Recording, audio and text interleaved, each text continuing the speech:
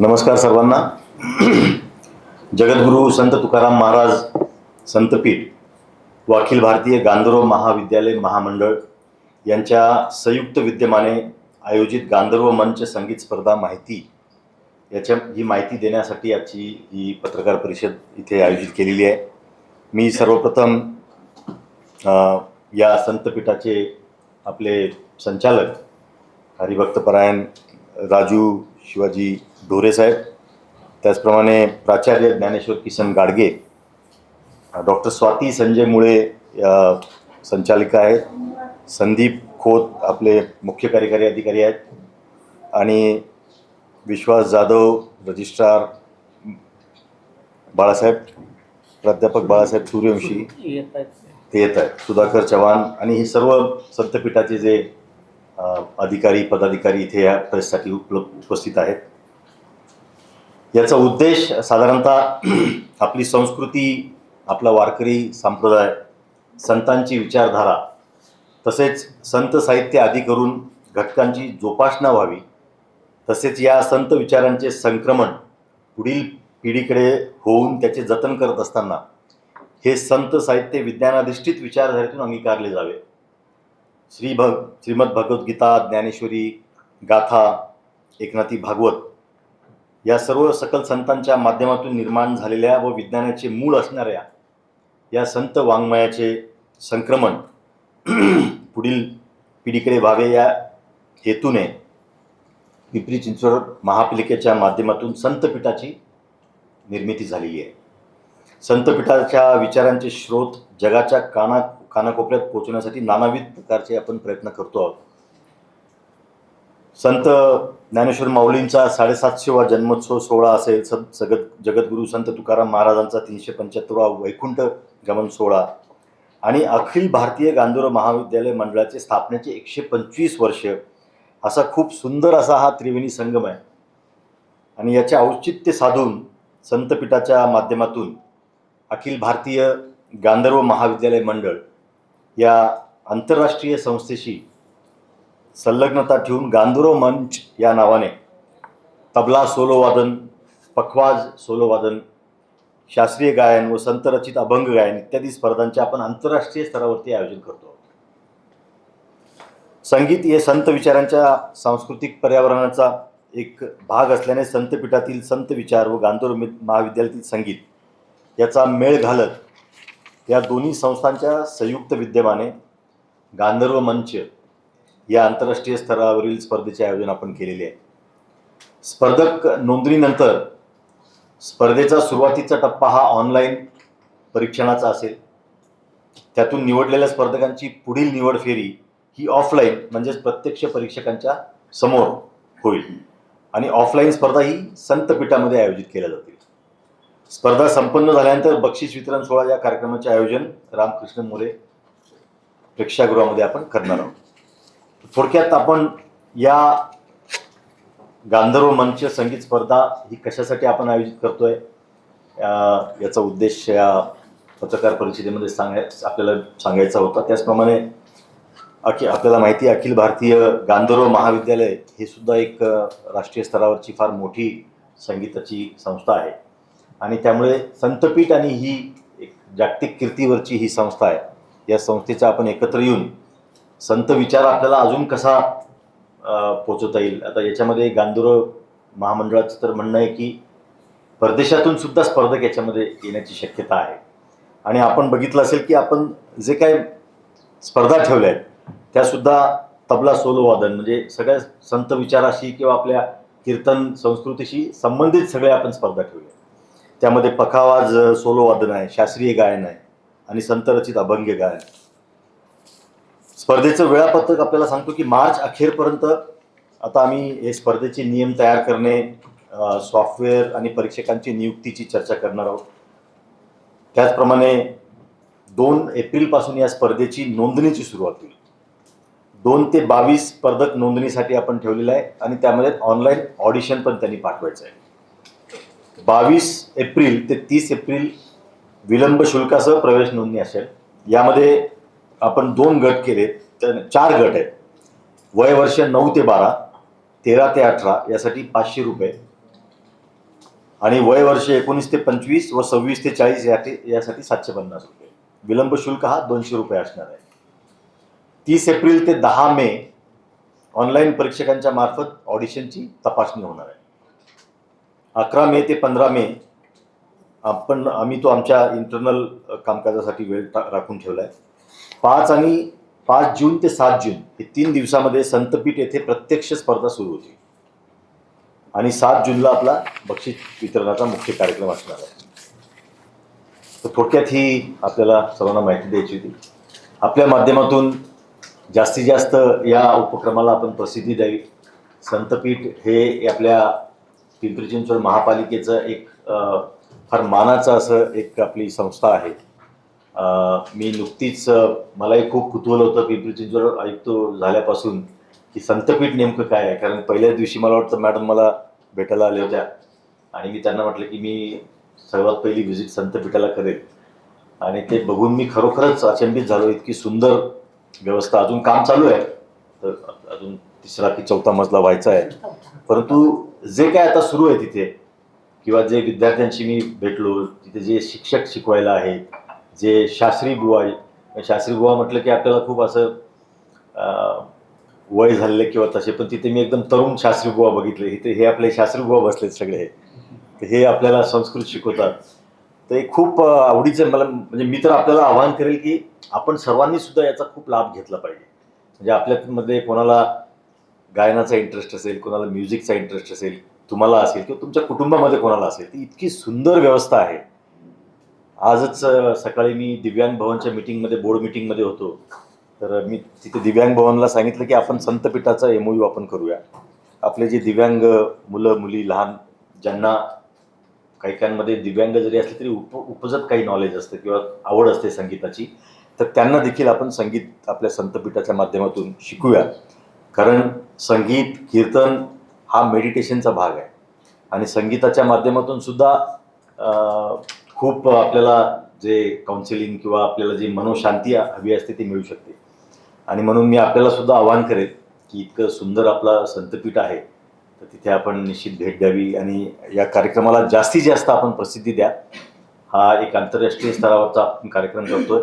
मला निश्चित खात्री आहे की आपले हबप्पा ढोरे साहेब असतील, आपल्या स्वाती मुळे मॅडम, संदीप ज्ञानेश्वर गाडगे प्राचार्य आणि संदीप खोती सर्व मेहनत करत आहेत आणि या कार्यक्रमाला चांगलं यश आपल्या माध्यमातून प्रसिद्धी दिली तर यश मिळू शकेल. थँक्यू. सर शुल्क जास्त वाटत नाही? हां, प्रवेश शुल्क जास्त वाटत नाही? नाही, 500 रुपये कुठे जास्त आहे. आळंदी किंवा देहू, हां, पैठण, पंढरपूर इथे जे विद्यार्थी शिकतात, कारण वयोगट पण आपण कमी घेतलेलं आहे, हां, ते मधुकरी मागून जेवण करतात. बरं. असा विद्यार्थी कसं शुल्क भरू शकेल? हा चांगला प्रश्न आहे. जे व्यावसायिक शिक्षण घेत आहेत ते करू शकतील. उदाहरणार्थ चव्हाण साहेबांचे विद्यार्थी आहेत, ते भरू शकतील. पण मग माझा समजा माघारी विद्यार्थी नाही भरू शकत. माधुकरी वगैरे मागून करणार असेल त्यांना आपण मोफत देऊया ना, फ्री करूया. पण हाऊ टू, त्याला कसं आपण हे करणार, तेच ना. आयडेंटिफाय कसं करणार की कोणाला. नियम सर्वांना सारखेच ठेवा. हां, हो, पण एवढं शुल्क तो विद्यार्थी नाही भरणार. टॉपचे विद्यार्थी आहेत, चांगलं काम करतात, वादन करतात, परंतु ते भरू शकत नाही सर. विषय असा आहे सर, आळंदीमध्ये जे प्रॅक्टिकली आता आम्ही ते अनुभवतोय, आम्ही तिथंच लहानाचं मोठं झालो अशा संस्थेमध्येच शिक्षण घेतलेलं आहे. जी मुलं मधुकरी मागून शिकतात तर त्यांचं जे काही युनिट आहे ते संत साहित्य आणि बाकीच्या गोष्टीसाठी जोग महाराज वारकरी शिक्षण संस्थेच्या माध्यमातून विद्यार्थी शिक्षण घेतात. तर अशा ठिकाणी कोणतंही शुल्क नाही. परंतु जे विद्यार्थी गायन वादनाचे शिक्षण घेत आहेत तर ते शिक्षण पूर्ण झाल्यानंतर, कारण ही लेवल जी आहे तर ती गांधर्व महाविद्यालयाच्या परीक्षा दिल्यानंतर, विशारदची पदवी पूर्ण केल्यानंतर ते शिक्षण घेतात. असे विद्यार्थी गावोगावी वेगवेगळ्या प्रकारचे सप्ताहाचं जे आयोजन केलं जातं त्या सप्ताहाच्या कार्यक्रमामध्ये जाऊन ते विद्यार्थी अर्थार्जनाचं हे करत असतात. तर अशा बरेचशा विद्यार्थ्यांपर्यंत आम्ही पोहोचलो, त्यांच्याकडून ती माहिती घेतली आणि आता सद्यस्थितीमध्ये पूर्वी कसं व्हायचं की वर्षातून एखादा सप्ताह एखाद्या गावात असायचा, परंतु अशी आता सप्ताहाचे नियोजन वर्षभरामध्ये जवळपास सर्वत्र आहे. उलट आता गायक वादक मिळत नाही, तेवढ्या पद्धतीने आताची कंडिशन आहे आणि म्हणून मला वाटतं 500 आणि 750 हे जे शुल्क आहे ते भरू शकतात असं माझं स्वतःचा अनुभव आहे. कारण माझं स्वतःच 2007 मधलं विशारद त्यावेळेचे आळंदीतूनच केलं. सर याच प्रश्नाला अनुसरून आहे, पिंपरी चिंचवड महानगरपालिकेअंतर्गत वाद्य आणि संगीताचे प्रशिक्षण वर्ग चालतात आपल्याकडे. काहीतरी 50 का 60 रुपये महिन्याला फीस घेतात विद्यार्थ्यांकडून. तिथून शिकून पडलेले जे विद्यार्थी बाहेर आहेत आपल्या महानगरपालिकेच्या अखत्यारीमधून, तर त्या विद्यार्थ्यांना आपल्या स्पर्धेमध्ये कुठं स्थान आहे हा पहिला प्रश्न. आणि दुसरा प्रश्न की आंतरराष्ट्रीय दर्जाचं जर काही संगीत स्पर्धा आहे तर आपल्या देशाबाहेरच्या काही संगीत विद्यार्थ्यांना आपण सहभागी करून घेणार का, कसे घेणार? सर हा एक ऑनलाईन पोर्टलचा पार्ट आहे आणि इथे कोणालाही कुठल्याही पद्धतीचं बंधन नाही. म्हणजे ही पोर्टल ओपन झाल्यानंतर अगदी पिंपरी चिंचवड मधला एखाद्या वैयक्तिक संगीत अकॅडमीमध्ये शिकणारा विद्यार्थी असो, ते आपल्या पालिकेच्या संगीत अकॅडमी मध्ये शिकणारा विद्यार्थी किंवा परदेशामध्ये, मला वाटतं अखिल भारतीय गांधर्व महाविद्यालयाच्या सुद्धा परदेशात काही शाखा आहेत, तिकडचे विद्यार्थी असतील ते सुद्धा सहभागी होऊ शकतात. याच्या व्यतिरिक्त म्हणजे ज्या आपल्या 4 स्पर्धा या ठिकाणी आयोजित केलेल्या आहेत त्याच्यामध्ये तबला वादन सोलो आहे, पखावज वादन सोलो आहे, शास्त्रीय गायन आहे. आणि याच्या व्यतिरिक्त आपण आपल्या आळंदीचे काही संप्रदायातले जे काही विद्यार्थी असतील त्यांनी शिक्षण घेतलेलं आहे अभंग गायनाचा, परंतु संतरचित अभंग गायनाच्या सुद्धा त्यामध्ये स्पर्धा आपण घेतलेल्या आहेत. त्याच्यामध्ये कोणाला कोणत्याही पद्धतीचं बंधन आपण त्यामध्ये ठेवलेलं नाही. ज्याला त्याच्यामध्ये वाटेल की आपण यामध्ये इलिजिबल आहोत तर तो कोणी यामध्ये सहभागी होऊ शकतो. सर ही जी प्रवेश फी तुम्ही घेताय ही संतपीठला मिळणार आहे की गांधर्वला मिळणार आहे? यामध्ये आणि दुसरं असा, हे जे पारितोषिक आपण ठेवलेत 15-16 लाखाचे, हे कोण पालिका देणार आहे? सर हे पारितोषिक पालिका नाही देणार आहे. खरं तर पत्रकार परिषद त्यासाठीच आहे की आपण आव्हान पण करतोय की स्पॉन्सर्स मिळण्यासाठी आपण दरवर्षी संतपीठाच्या माध्यमातून 3 कार्यक्रम करत असतो. आषाढी वारीच्या निमित्ताने एक कार्यक्रम असतो, कार्तिकी एकादशीच्या निमित्ताने आणि तुकाराम बीजेच्या निमित्ताने. तर आमचं जे बजेट असतं त्या बजेटमधनं आम्ही आत्ताचा जो कार्यक्रम हे 3 कार्यक्रम एकत्ररित्या करूयात, मोठ्या प्रमाणावर करूयात. त्याचं कारण संत ज्ञानेश्वरांचा 750वा जन्मोत्सव सोहळा, त्याचबरोबरीने 375वा वैकुंठ गमन सोहळा आणि गांधर्व महाविद्यालय यांचा 125वं वर्ष या निमित्ताने हा मोठा करतोय. तर याचा जो बक्षिसांचा खर्च आहे हा स्पॉन्सर कडनंच आपण करणार आहोत. आणि जे काही फीज जमा होणार आहे तर त्या फीजचे जे पैसे आहेत ते जो खर्च येणार आहे, ऑडिटोरियमचा खर्च असेल, प्रमाणपत्र असेल, जे भाग घेणार आहेत त्यांना कन्सोलेशन प्राइज मधून आपण काय देणार आहोत, सर्टिफिकेट्स वगैरे, ते सगळे आपण त्या पैशामधून करणार आहोत. स्पॉन्सर जर असेल तर शुल्क एवढं नको ना मॅडम, स्पर्धा होणार नाही. तर आपण असं करू शकतो यामध्ये की एक नंबर, हेल्पलाईन नंबर तुम्ही खूप चांगलं सुचवलं. तर हा विचार खूप महत्वाचा आहे की एक आपण टोल फ्री नंबर किंवा काही असं क्रिएट करून ज्यांची परिस्थिती नाहीये, जनरली म्युझिक क्षेत्रामध्ये त्यांचे जे गुरु असतात तर त्यांना जर जेव्हा परीक्षेला उतरायचं असेल तर त्यावेळेला गुरु पण काही मदत करतात. जर तसं ज्यांचं शक्य नसेल तर आपण असा एक फंड तयार करून सर, म्हणजे आता हे म्युच्युअल आपण करून त्यांच्यासाठी आपण नक्कीच सोय करून देऊ शकतो. मॅडम माझा एक प्रश्न आहे, गांधर्व मंच संगीत स्पर्धेचं तुम्ही आयोजन केलं त्यासाठी हा पत्रकार परिषद घेतलेली आहे, पण ऑनलाईन कोणत्या वेबसाईट वरती नोंदणी करायची त्याचा उल्लेखच नाही या प्रेस मध्ये. नमस्कार.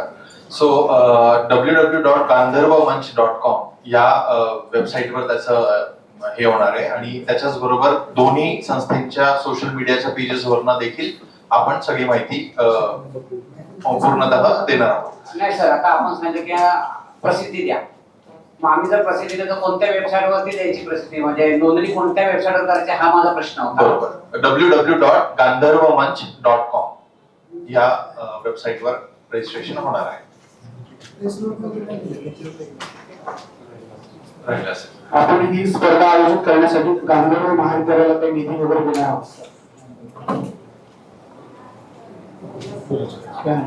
गांधर्व महाविद्यालय पण स्वतः खर्च करणार आहे याच्यामध्ये. त्यामुळे गांधर्व महाविद्यालयाला आपण कुठलाही निधी देत नाही आहोत. हा संयुक्त विद्यामंडळाने कार्यक्रम आपण अरेंज करतोय, त्यामुळे ते पण याच्यामध्ये खर्च करणार आहे.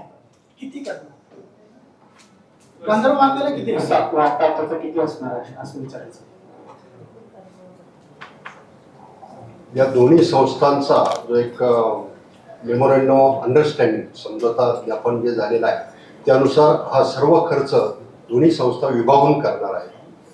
यामध्ये वेगवेगळे घटक विचारात घेतले जातील आणि जो काही खर्च असेल तो या दोन्ही संस्था कुठल्या संस्थेने कोणता खर्च करायचा आणि कुठला महत्त्वाचा भाग संतपीठाने उचलायचा याबाबत त्या समझोता ज्ञापनमध्ये ज्या काही तरतुदी असतील त्यानुसार हा खर्च केला। Estimated amount तर आहे. दोन्ही संस्थांना हा खर्च साधारणतः सम प्रमाणात हा येणार आहे एवढं निश्चित। एस्टिमेटेड अमाऊंट काढली असेल सर?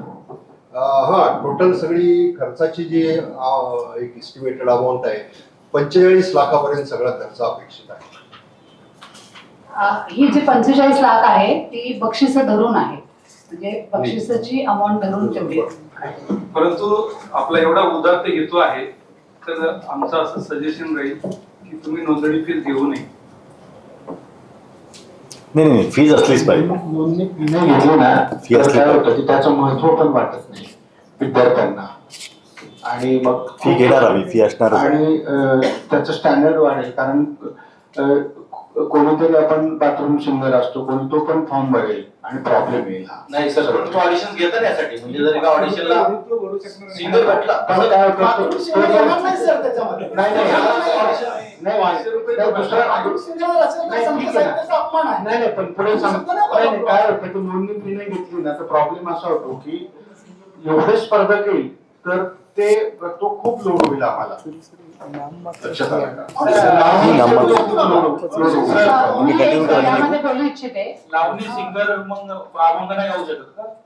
नाही तसं नाही सांगत मी. मी माझं असं म्हणणं आहे की फी असेल तर ती योग्य असेल कारण आम्हाला खर्चाला पण ते सोपं जाईल. बाथरूम सिंगर जाऊ का? लावणी सिंगर असेल तो अभंग नाही गाऊ शकत का आपल्याला? नाही गाऊ शकतो ना. सर विषय असा आहे विषय सांगितला. लावणी किंवा बाकीचा आहे गाणारा कोणी असो त्यांच्यासाठी अभंग गायन संत ओपन ठेवलेलं आहे त्यामुळे असं त्याचं बंधन नाही। बस आता किती प्रश्न विचारता याच्यावरती? हा सांगा दुसरं काय असेल विचारा. हो पण तुम्ही किती बारीक बारीक प्रश्न विचारतात. We are doing it in a good way. संतपीठ स्थापन झाल्यापासून पहिली बैठक आहे संतपीठ. अच्छा, म्हणून आपण पुढची बैठक आपण एक मोठा प्रश्न विचारतो पुढची बैठक आपण संतपीठामध्ये घेऊ. पत्रकार परिषद. सर एक तांत्रिक मुद्दा फक्त मांडायचा वाटतोय. गांधर्व महाविद्यालय 125 वर्ष पूर्ण झाले. फक्त जोड गांधर्व महाविद्यालयासाठीच हा कार्यक्रम घेतला जातोय असं माझं वैयक्तिक मत आहे. कारण एक मिनिट कारण माऊलींचा सोहळा 750वा गेल्या वर्षी झाला. तुकोबारायांचा 5 आता 20 सोहळ्याला तेही पूर्ण झाले. मग गेल्या वर्षी का नाही घेतला हा माझा प्रश्न आहे. नाही बरोबर आहे तुमचं म्हणणं. गांधर्व महाविद्यालयाचा 125वा वर्ष हा अत्यंत महत्वाचाच आहे. त्याच्यामध्ये आपण आपला फायदा हा बघतोय संतपीठ की गांधर्व महाविद्यालयाचं जे नेटवर्क आहे पूर्ण जगामध्ये ते आपलं नाहीये. आणि पीसीएमसीला ओळखत नाहीत लोक, गांधर्व महाविद्यालयाला जगात ओळखतात. अहो नाही जगात नाही ओळखत. अहो जगात नाही ओळखत, जगात ओळखतात.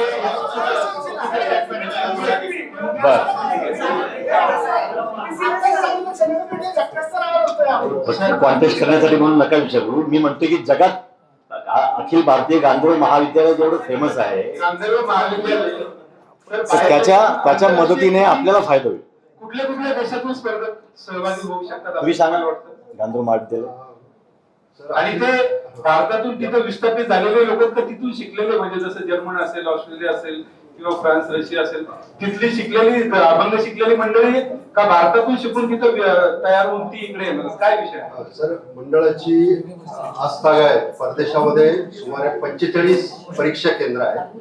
त्या व्यतिरिक्त आपण गेल्या 3 वर्षापासून इंटरनॅशनल ऑनलाईन एक्झामिनेशन सेंटर या नावाने नवीन उपक्रम एक सुरू केलेला आहे, ज्या अंतर्गत सुमारे 65 देशातून विद्यार्थी परीक्षेला बसतात. यामध्ये आपण म्हणता तसं भारतातले काही स्थलांतरित झालेले विद्यार्थी आहेत, इकडून ज्या फॅमिलीज गेलेल्या आहेत, प्लस काही मूळ परदेशी असणारे असेही विद्यार्थी त्या परीक्षांना बसतात. 65 देशांमधून विद्यार्थी परीक्षा देत आहेत. सर या स्पर्धेला एकूण किती स्पर्धक असणार आहेत संख्या? अंदाजे तुमचा एक साधारणपणे आम्ही टेंटेटिव्ह अंदाज असं काढलेला आहे की 1200 ते 1400 तरी स्पर्धक मिनिमम या स्पर्धेला उतरवू शकतील, पार्टिसिपेट होऊ शकतील.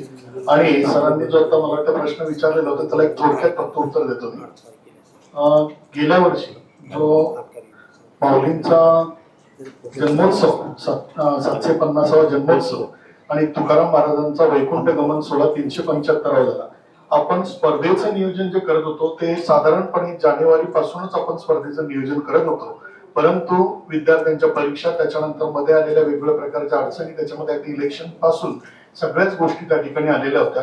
शिक्षकांना असणारी कामं होती आणि नियोजनाचा भाग म्हणून जवळपास आमच्या गांधर्व महाविद्यालय आणि संतपीठ यांच्या माध्यमातून आमची जी कोर कमिटी झाली, कोर कमिटीच्या आतापर्यंत 4 ते 5 बैठका झालेल्या आहेत.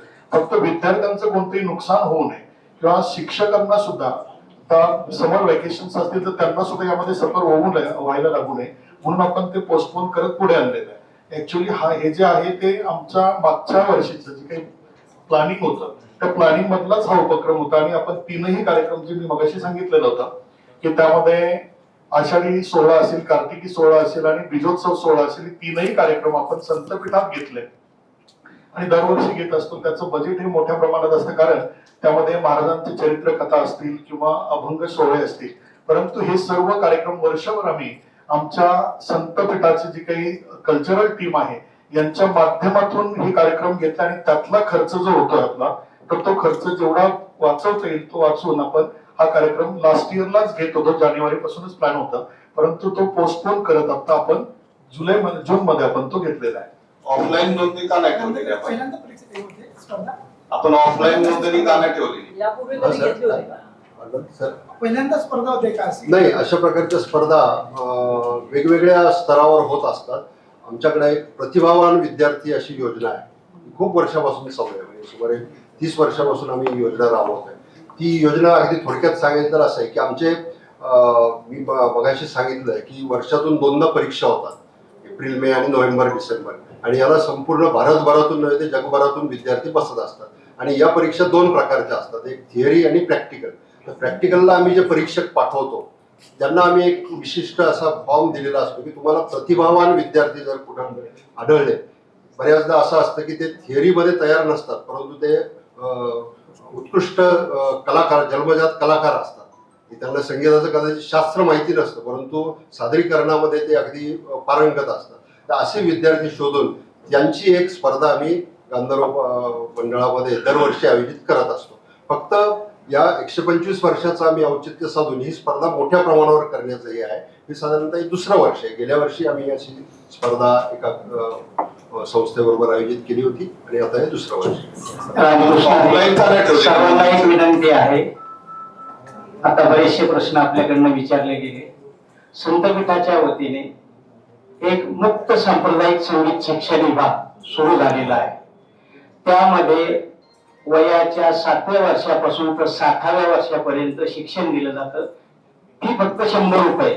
त्यामध्ये हार्मोनियम वादन, गायन, तबला वादन, पखावज वादन, कीर्तन, प्रवचन हे सगळ्या प्रकारचं शिक्षण त्या ठिकाणी दिलं जातं. माझी आपल्या सर्वांना विनंती आहे, याची नुसती जाहिरातच नाही झाली त्या पाहिजे तर आपण सगळ्या पत्रकारांनी एकदा तरी येऊन त्या ठिकाणी भेट द्यावी आणि त्याची पाहणी करावी आणि त्यानंतर तुम्ही विचाराल त्या प्रश्नांना उत्तर आम्ही मात्र निश्चित देऊ. पहिल्यांदा आम्हाला हो, आम्ही बऱ्याच वेळा आलेलो याचं उद्घाटन आता 30 एप्रिलला त्याचा वर्धापन दिन आहे. आता योजनेची प्रसिद्धी जास्त होईल कारण आज सर्वांना समजलं. आणि त्यासाठी सर्व पत्रकार बंधूंना विनंती करतो, बहिणींना विनंती करतो की आपण एकदा संतपीठला भेट द्या. तिथं निश्चित काय चाललंय ते पहा आणि त्यानंतर मात्र निश्चित आमच्या प्रश्नांची सरबत्ती करा, त्याची उत्तरं देण्यास आम्ही समर्थ आहोत. सुरुवात होताना तुम्ही विचारलं सब्जेक्ट इंटिग्रेशन संत साहित्याला कसं जोडायचं, ते पण तुम्हाला प्रात्यक्षिकात तुम्हाला सगळं पाहायला भेटेल. नाही, मला वाटतं एकदा तुम्ही सर्वांना निमंत्रण द्या आणि एक दिवस सर्व पत्रकार बंधूंना भगिनींना निमंत्रण देऊन त्यांना पूर्ण ते एक राऊंड त्याचा जसं मी बघितलं तसं त्यांना सगळ्यांना म्हणजे नेमकं काय आपण उभं केलंय ते पण कळेल है ना. चला, थँक्यू.